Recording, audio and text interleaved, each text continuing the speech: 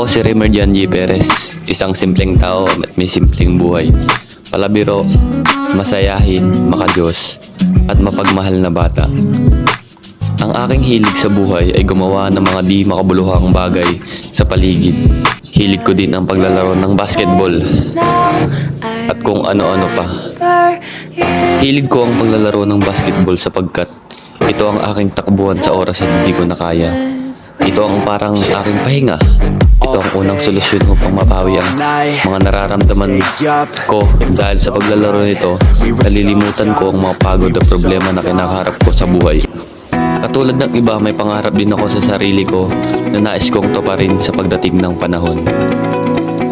Ano ang layunin ko sa buhay?